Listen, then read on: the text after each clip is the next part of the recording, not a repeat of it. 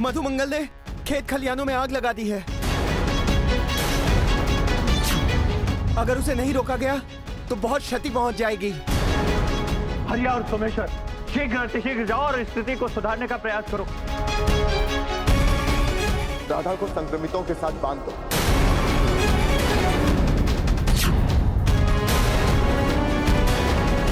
और इन सबको वृंदावन के बाहर ले चलो। मैं घात लगाए उसकी प्रतीक्षा कर रहा था। वो एक साधु की वेशभूषा में आया और सीधा इस गुफा में चला गया।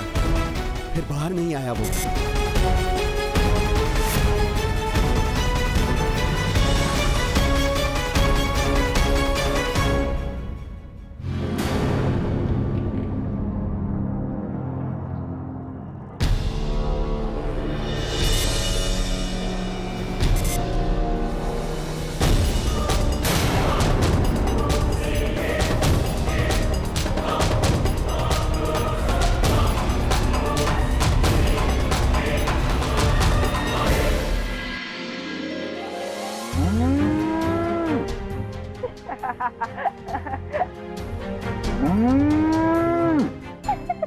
बहुत अच्छे मधु।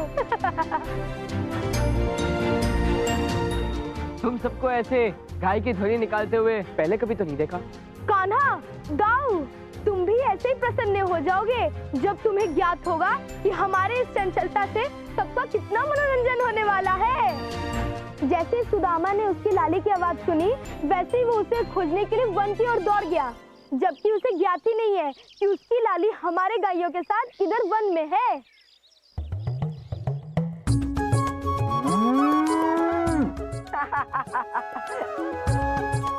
लाली, लाली तुम कहाँ हो? लाली।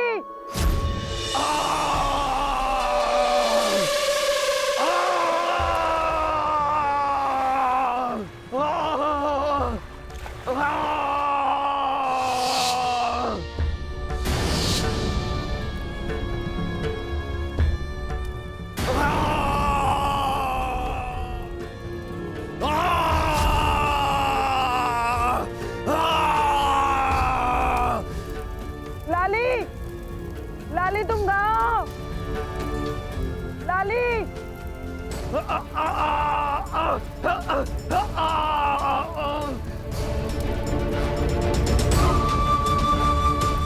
ये अग्नि का ताप।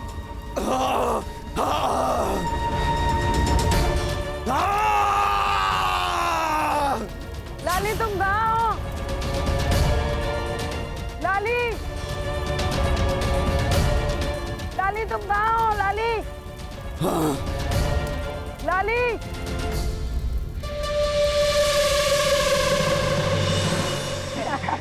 जब सुदामा को तुम्हारी इस चंचलता का पता चलेगा ना, तब तुम्हारे श्रीहरि आके तुम्हें बचाए। अब सतर्क हो जाओ सुदामा नामक उस चक्रवात से। कान्हा, कान्हा मेरी सहायता करो। कान्हा, कान्हा, कान्हा मेरी सहायता करो।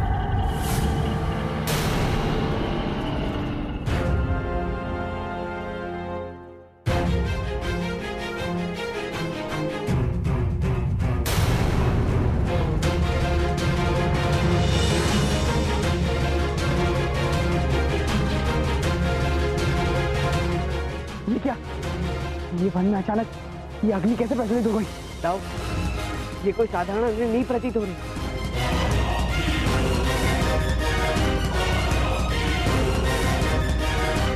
चलिए जाओ। सावधान मित्रों!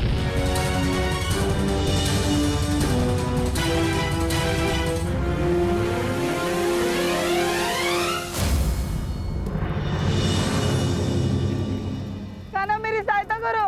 सुदामा, तुम अग्नि में कैसे गिर गए? प्रश्न उत्तर बाद में सुबह। हमें अभी जल का प्रबंध करना होगा इस अग्नि को शांत करने के लिए। परंतु कैसे दाऊ? मेरे पास एक छोटा सा पात्र है और वो भी रिक्त है।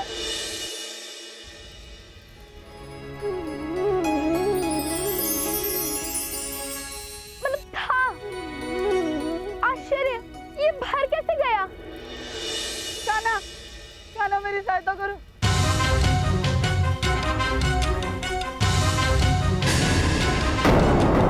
जल से तो अग्नि और भी ज्यादा भड़क उठी है। अब क्या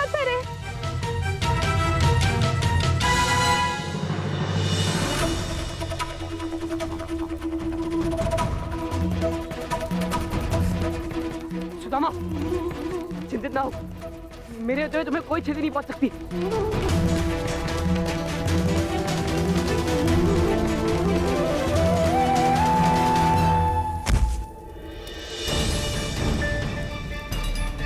ठीक है, क्या हुआ? उठो, अपने नेत्र खोलो। सुदामा, सुदामा, कान्हा, हमें शीघ्र चलना होगा।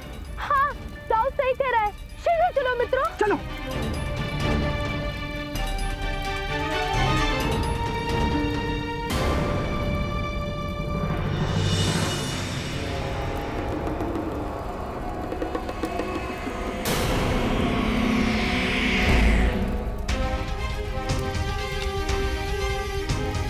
कुछ तो गड़बड़ है कान्हा, ऐसे तो हम नहीं निकल पाएंगे।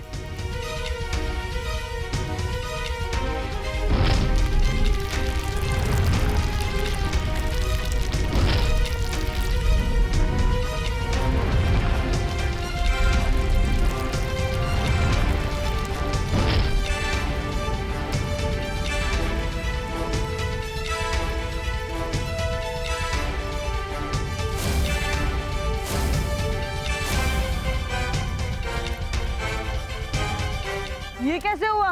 इससे पूर्व की कोई और समस्या आन पड़े। यहाँ से चलो मित्रों, चलो।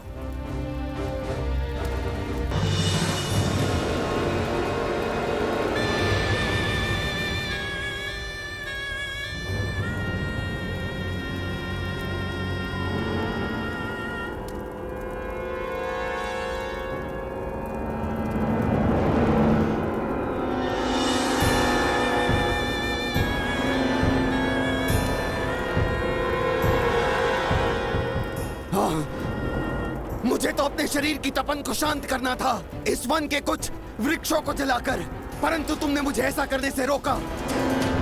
उचित किया, तुमने मुझे यह आभास कराया कि मनुष्य की तरह ये पेड़ पौधे भी पीड़ा सहन नहीं कर सकते।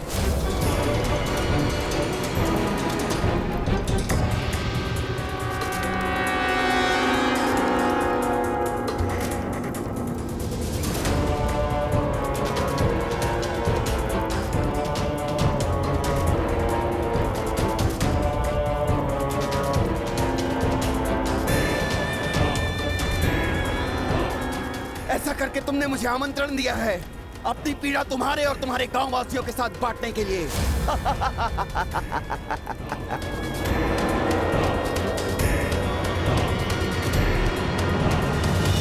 सुदामा, ये लो, चल पियो।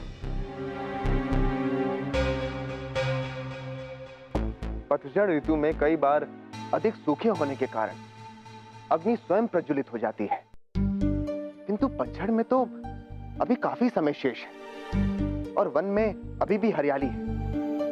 फिर वन में अग्नि लगी कैसे? सुदामा, कहीं तुम सब मित्रों ने मिलकर फिर से कोई नई चंचलता तो नहीं दिखाई है ना? नहीं मित्र,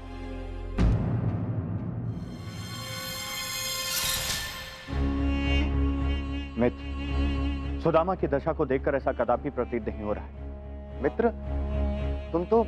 हाँ मित्र, मैं किसी आवश्यक कार्य से पड़ोस के गांव गया था, किंतु जैसे ही मुझे सूचना मिली मैं शीघ्र ही यहाँ लौट आया। सुदामा पुत्र, तुम ठीक तो हो ना? हाँ नंद काका, कान्हा ने मेरी सहायता की है। साथियों, वन में अग्नि बहुत प्रचंड है, गांव में जाकर सबको सूचित कर दो। वन में जब तक अग्नि शांत नहीं हो जाती है, उत्तर दिशा की ओर कोई नहीं जाएगा।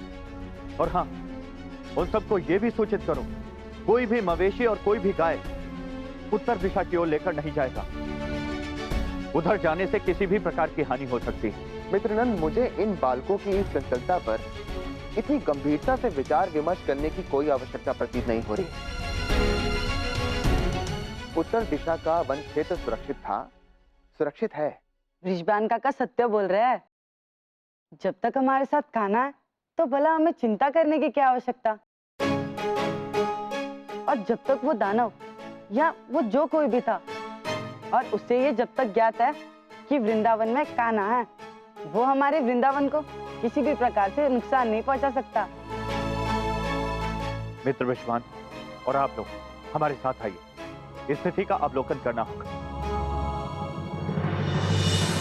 साथियों, सब लोग पीछे हटिए सब लोग। नहीं, मेरे बालकों को क्षति पहुंचाने से पहले तुझे मेरे प्राण हरने होंगे। पीछे हटो।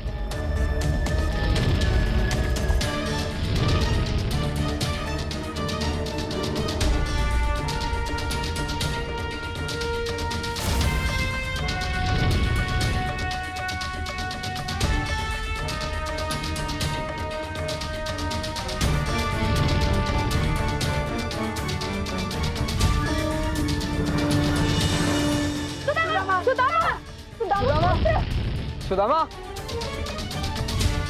विश्वान, तुम कह रहे थे किसी को कुछ नहीं होगा। ये देखो क्या हो रहा है सब।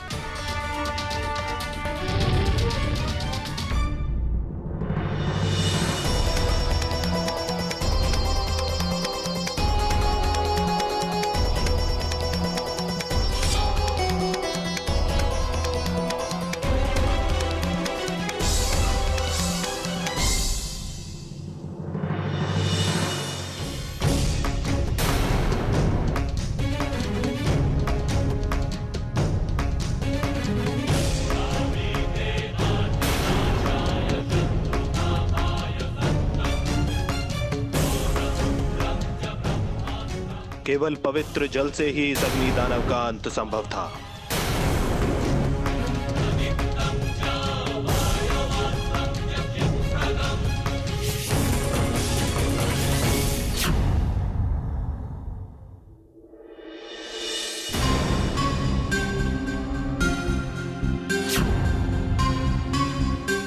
ऋषिवर, हमारी सहायता करने के लिए आपका कोटि कोटि धन्यवाद।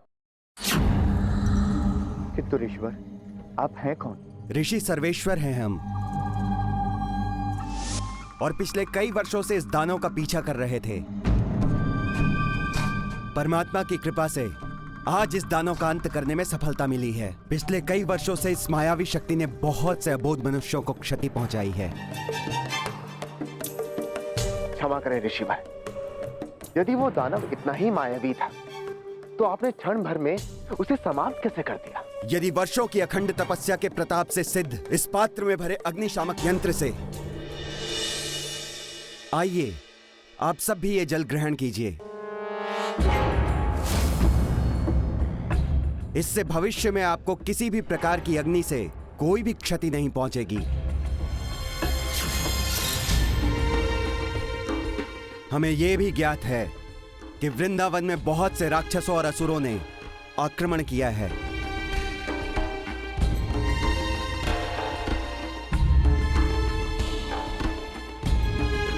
और ये अग्निशमन जल आप सभी की रक्षा करेगा।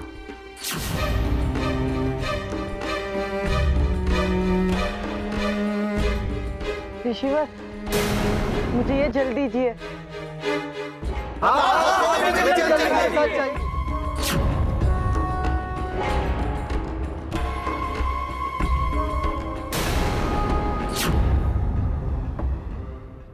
किंतु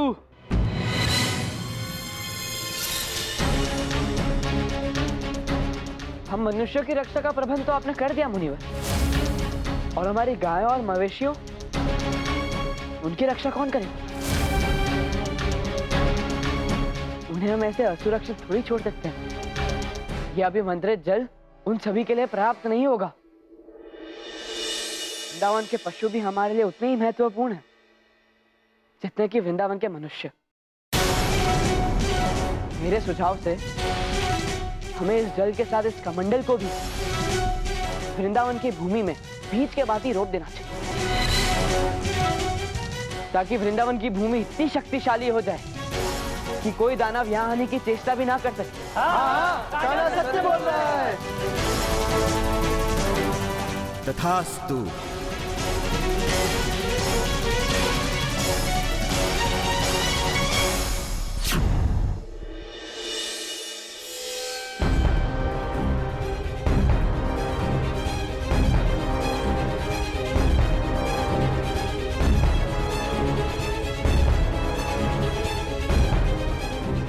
पुत्र सुदामा, उस अग्नि दानव ने तुम्हें अपना शिकार बनाने की चेष्टा की थी। तुम्हें विशेष सावधानी बरतने की आवश्यकता है।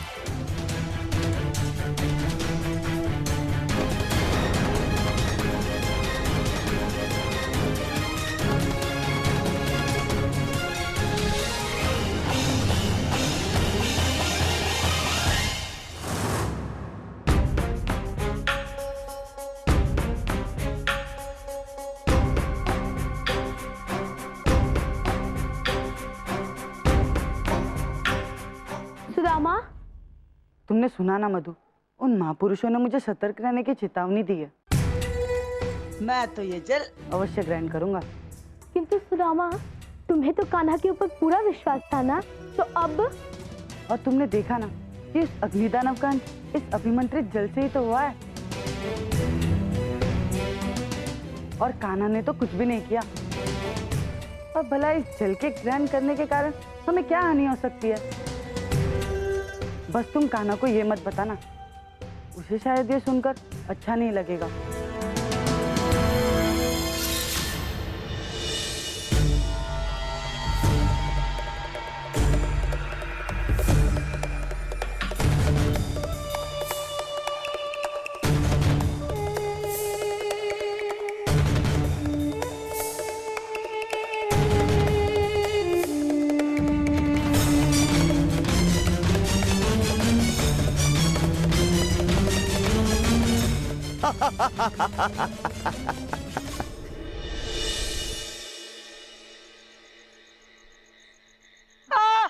सुदामा, सुदामा पुत्र, धैर्य, सब ठीक हो जाएगा सुदामा। सुदामा। मित्र नंद,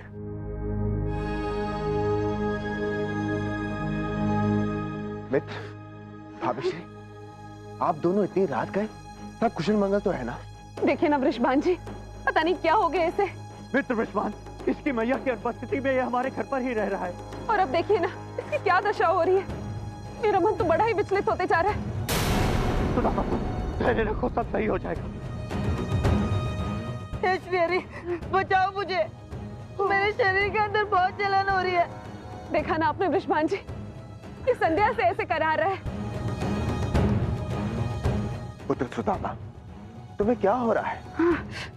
ऋषि सर्वेश्वर के दिए हुए जल उसे ग्रहण करने के पश्चात मेरे उदर में बहुत पीड़ा होने लगी। और फिर क्या हुआ सुदामा?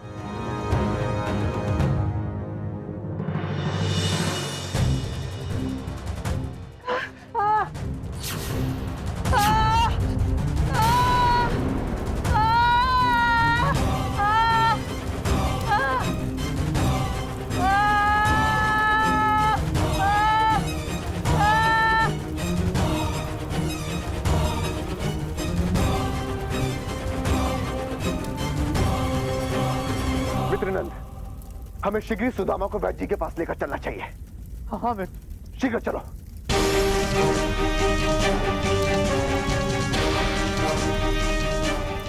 मैया, जितना सरल ये प्रतीत हो रहा है उतना सरल ये नहीं है। इस समस्या का निदान किसी वैद्य की औषधि से नहीं हो पाएगा। राधा, राधा, इतनी रात्रि को तू कहाँ जा रही है? राधा!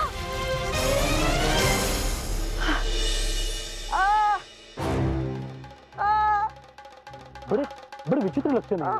ऐसा प्रतीत हो रहा है कि कोई तीव्र ज्वाला उनके शरीर में भड़क उठी हो।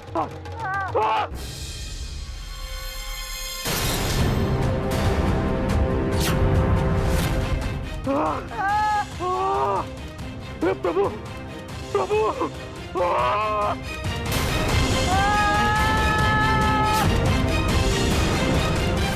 वैद्य जी को अकस्मात क्या हो गया? उन्होंने तो बस यही कहा था कि नहीं मैया, नाम मत लीजिएगा। नाम लेते ही आपके अंदर में प्रवेश कर सकते हैं। इसलिए कोई भी इनके नाम का उच्चारण ना करे।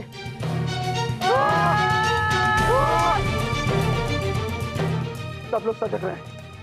रोग ग्रसित लोगों के समीप जाने से स्वयं को बचाएं। आप लोग पीछे हट जाइए, पीछे हट जाओ मित्र। हमें इन दोनों को अलग बांध कर रखना होगा। कान्हा, कान्हा, मैंने तुम्हारी बात ना मानकर बहुत बड़ी त्रुटि की है। मुझे इस पीड़ा से मुक्ति दिलाओ। मेरे अंदर ज्वाला का ताप बढ़ता ही जा रहा है। कान्हा, राधा का? राधा? किंतु मुझे तो राधा मिली ही नहीं। यदि राधा तुम्हें नहीं मिली तो कहाँ गई मेरी पुत्री? पापा, मैं यहाँ।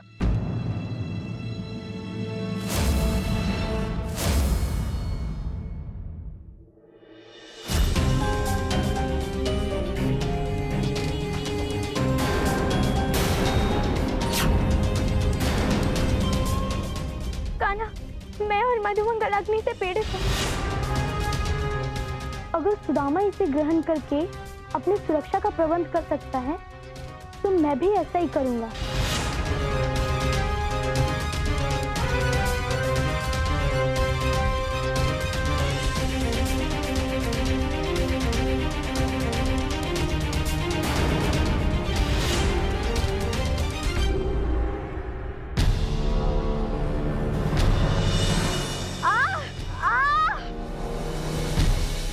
तुम ही हमारी सहायता कर सकते हो। अब तुम ही हमारे प्राणों की रक्षा करो कान्हा। मधुमंगल ने खेत खलियानों में आग लगा दी है। अगर उसे नहीं रोका गया तो बहुत क्षति पहुंच जाएगी। हरिया और सोमेश्वर शीघ्र अतिशीघ्र जाओ और स्थिति को सुधारने का प्रयास करो।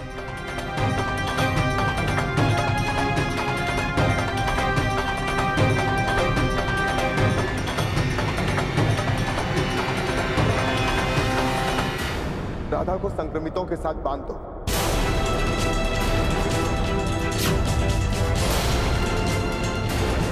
और इन सबको वृंदावन के बाहर ले चलो।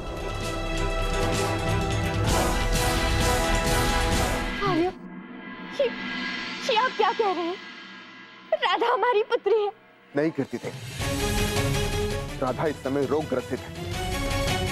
बाकी सबकी सुरक्षा का ध्यान देते हुए हमें ये कदम उठाना ही होगा।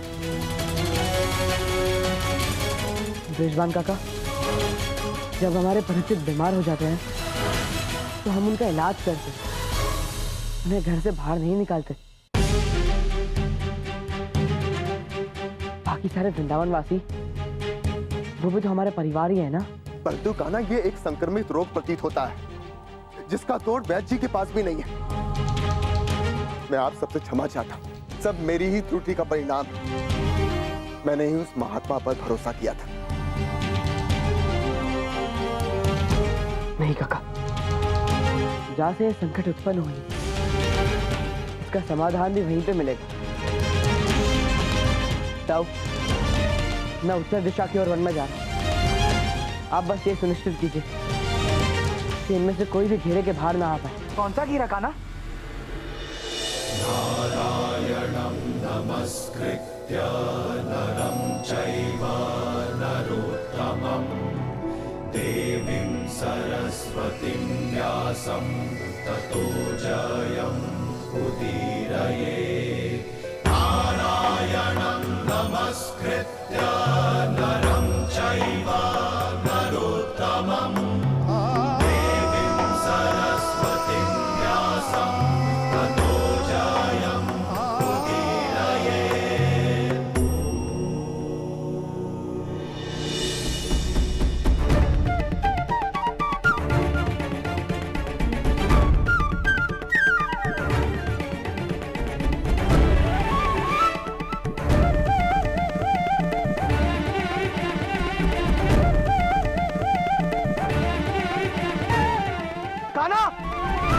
दाऊ, मैं तो यही हूँ। आपके समीप।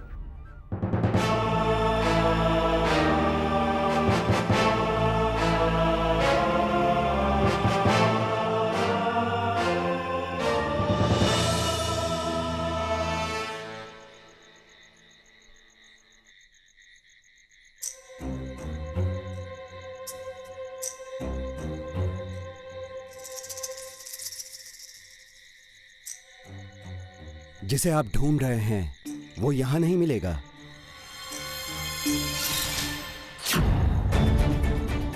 निर्दोष मनुष्यों को अग्नि में भस्म करने के बाद वो गुफा में छुपा बैठा है।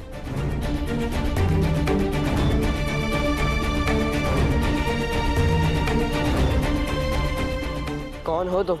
चरण, शिकारी हूं। मेरे पिता, मेरे भ्राता सभी शिकारी थे।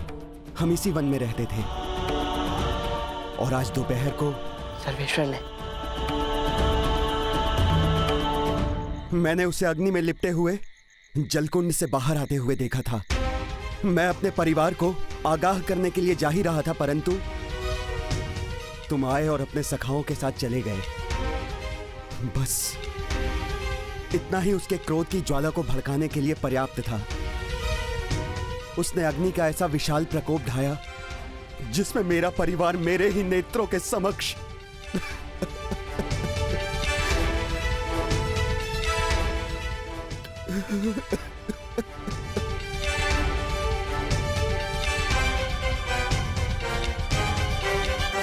मुझे आपकी सांत्वना नहीं चाहिए। आप उस दानव को समाप्त कर दो। आप कर सकते हो। मैंने आपको आपकी सखाओं की सहायता करते देखा था। कहाँ है वो गुफा?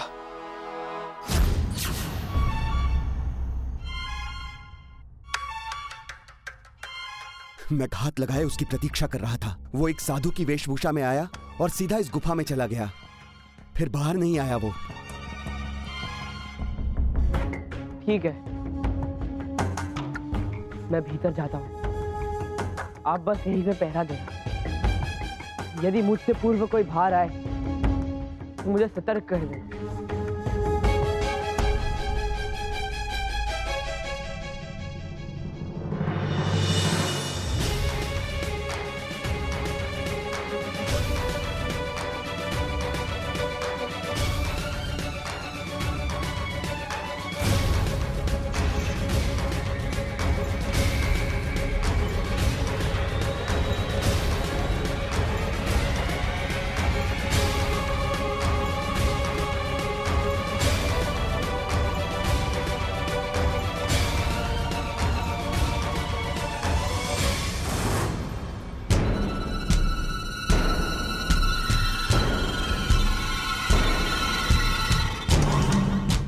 मुझे अत्यधिक सावधानी पूर्वक आगे बढ़ना होगा।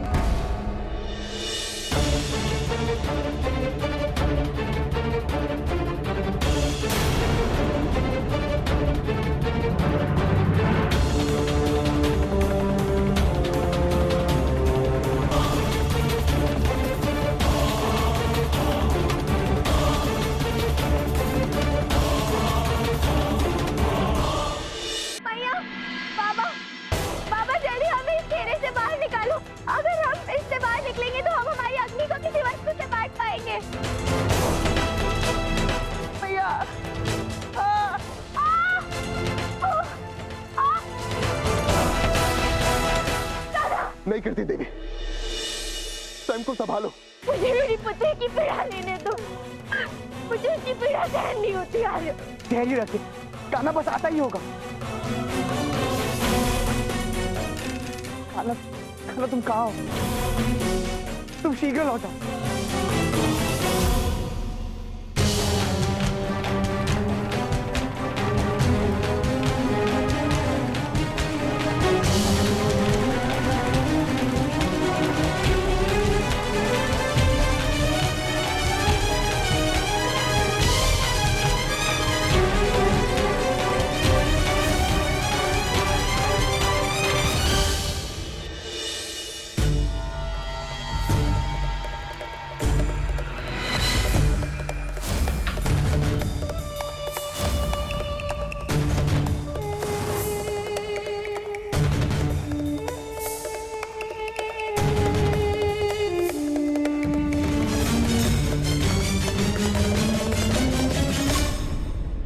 ये शिकारी चरण है, उत्तर दिशा के वन में ही निवास करते हैं। कान्हा की भेंट इनसे हुई थी। वो बालक कृष्ण उसी गुफा के भीतर गया था जहां वो दानव निवास करता है।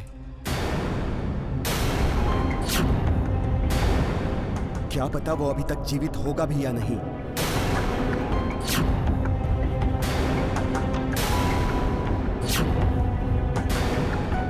मुझे तो वहां से केवल सिर्फ यही प्राप्त हुआ।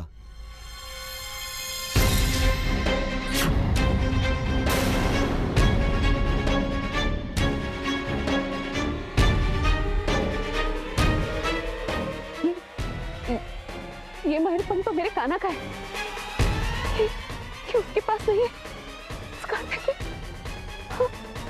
नहीं, नहीं, आर्य, हमें कुछ करना होगा। कान्हा को बचाना होगा आर्य, हमें उसकी सहायता करनी होगी।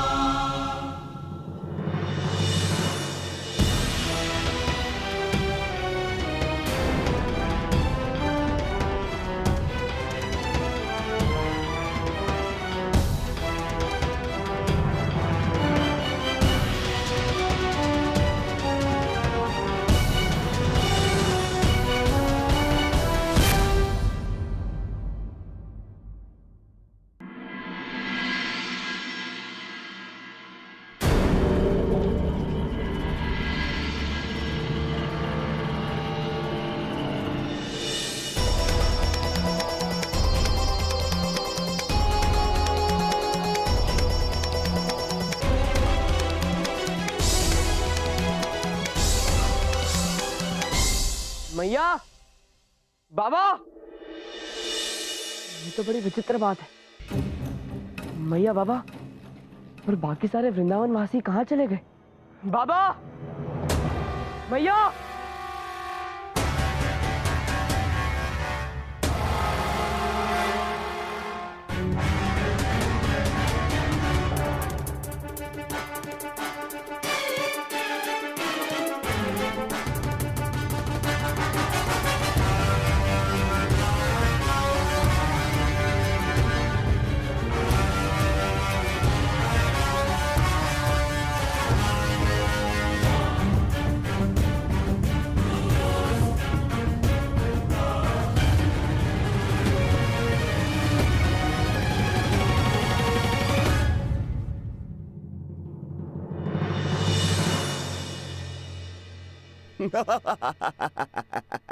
तुम्हारे ये समस्त गांववासी मेरी पीड़ा में भागीदार बन चुके हैं।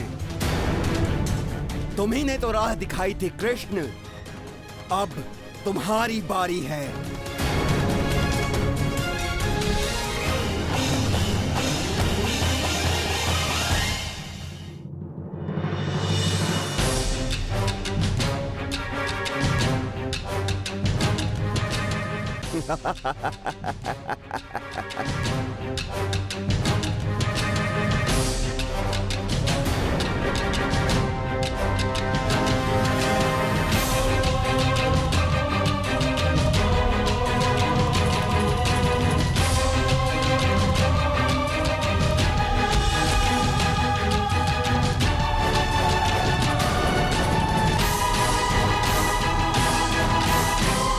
एक आप ही हो जो इसे मुक्त कर सकती हो, इसकी अग्नि को धारण कर सकती हो।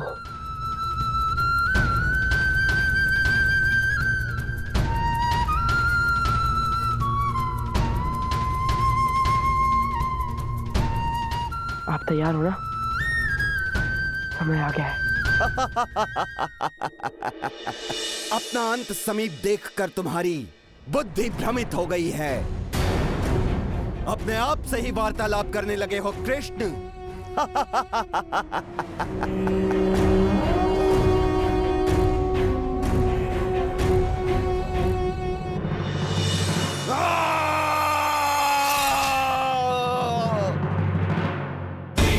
गोविंदा हरे मुरारी,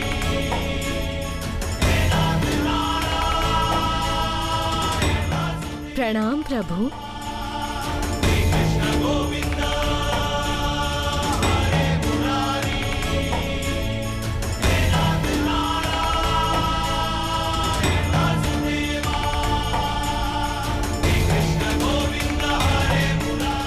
आप निश्चिंत रहिए प्रभु, ये अग्नि सदैव मेरे गर्भ में सुरक्षित रहेगी।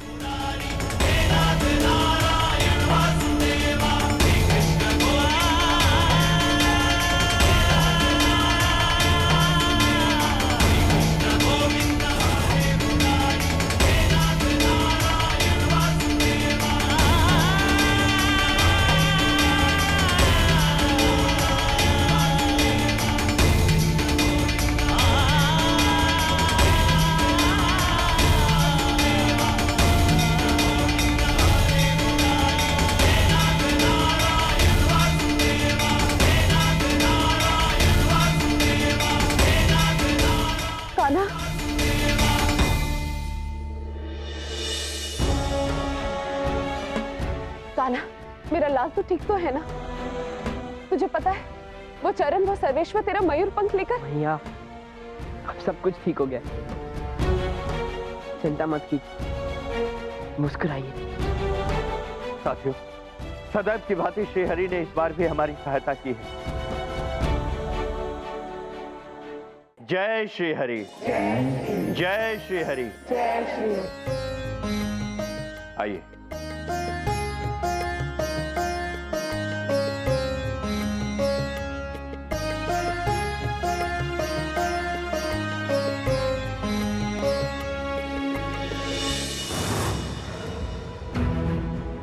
आ जाइए, सब चले गए।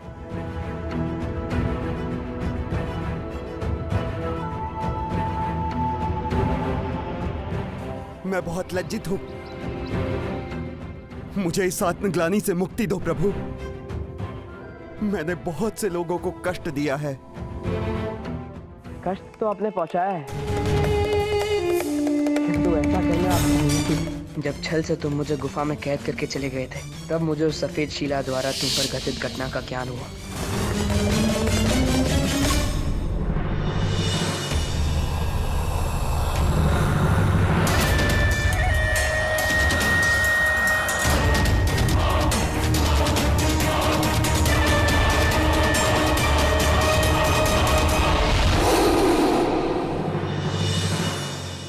तुम्हें अग्नि विद्या मानवता के उद्धार के लिए सिखाई थी, जिससे कि तुम असहाय और निर्बल लोगों की सहायता कर सको, परंतु तुमने उसका दुरुपयोग किया।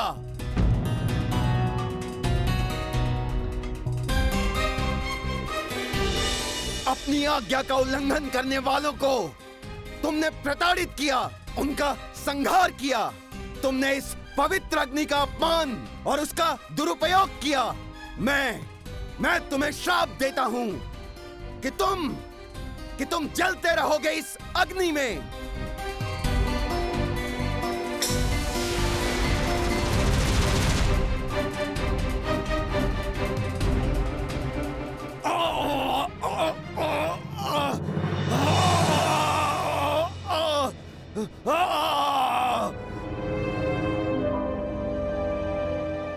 क्षमा गुरुदेव, क्षमा। मुझसे अभिमानवश त्रुटि हो गई है गुरुदेव, क्षमा।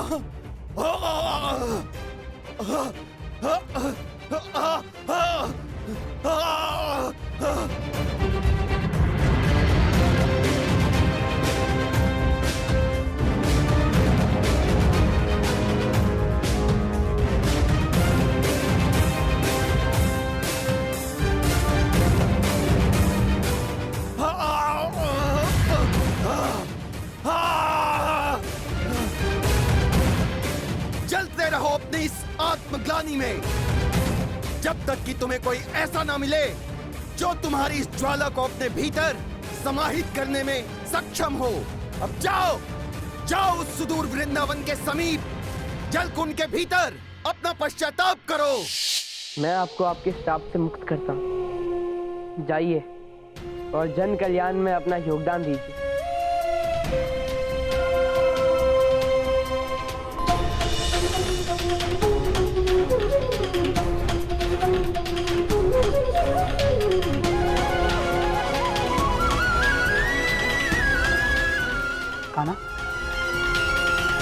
तुमने एक श्रापित मनुष्य का उद्धार किया है, उसे उसके श्राप से मुक्ति दी है, फिर भी तुम इतने दुखी क्यों हो कान्हा? अब उस श्रापित के उद्धार का समय आ गया है, जिसके लिए हमने इस मनुष्य योनि में जन्म लिया है।